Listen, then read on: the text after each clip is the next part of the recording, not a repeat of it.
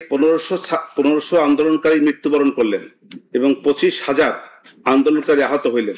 তার মধ্যে একমাত্র সংগঠক এবং আন্দোলনকারীদের যে নেতাকর্মী যারা ছিলেন তাদের মধ্যে একমাত্র আবু সাঈদ ছাড়া আর একজন নেতাকর্মী কি মৃত্যুবরণ করেছেন এবং তাদেরকে অতএব এই যে বললেন লক্ষ্যভিত্তিক নিপীড়ন টার্গেটেড, তাহলে তো তাই যদি হতো তাহলে আন্দোলনে শেখ হাসিনা তার কর্মী বাহিনী দিয়া, তার পুলিশ বাহিনী দিয়া ইয়েরে এই যে হাসনাত আব্দুল্লাহ রে, এই যে সাজ্জিদ আলম সাহেব রে, তারপরে এই যে বর্তমান যে মন্ত্রী আছেন এই যে নাহিদ ইসলাম সাহেব, তারপরে অন্যান্য যারা আছে যারা নেতৃস্থানে ছিল তাদেরকে তো টার্গেট করে মেরে ফেলতে পারতেন, উনি তো মারেন নাই। অতএব টার্গেটেড লক্ষ্যভিত্তিক এই বক্তব্য সঠিক না। আমি বলছি 5-6 জনের কথা আমি বলিও নাই, আমি 5-6 জনের কথা আমি বলিও নাই। আমি বলেছি যে এই যে জুলাই আন্দোলনে যে যোদ্ধা তারা তো 5-6 জন ছিলেন না, সংগঠক ছিলেন কতজন যারা মূল ভূমিকা পালন করেছে। আপনার পয়েন্ট অফ আর্গুমেন্ট আমরা নোট ডাউন করলাম। আপনি বলছেন যে টার্গেটেড যদি হতো তাহলে এই নেতারাও মারা যেত। হ্যাঁ, তারা কেউ মারা গেলেন না।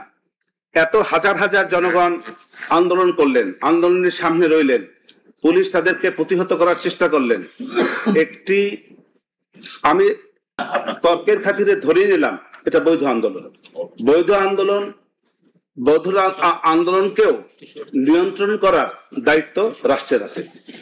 সে রাষ্ট্র যখন সেই আন্দোলনকে নিয়ন্ত্রণ করবে তখন যদি সেটা টার্গেটেড হয়, যদি মনে করে যে টার্গেটেড, তাহলে তো বেশ কয়েকজনকে টার্গেট করে হত্যা করলেই তো আন্দোলন দুর্বল হয়ে যেত। তা তো করেন নাই।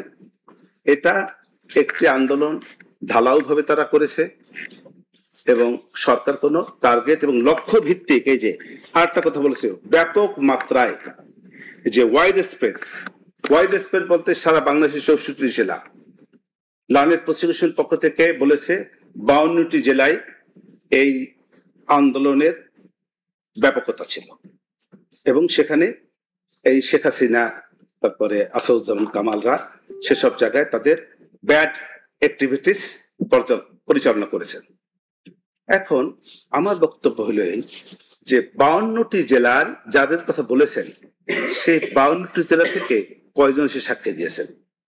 মাত্র 15টা, সম্ভবত 15 বা 20টি, একটু একেবারে একুরেট কথা বলতে আমি পরে জানাবো। 15 থেকে 20টি জেলা সাক্ষী দিয়েছেন। তাইলে 52টি জেলা থেকে যদি 20টি হয়, 3/1 হইল না, প্রায় 20টি হবে না, কম হবে, তাই 3/1 কম।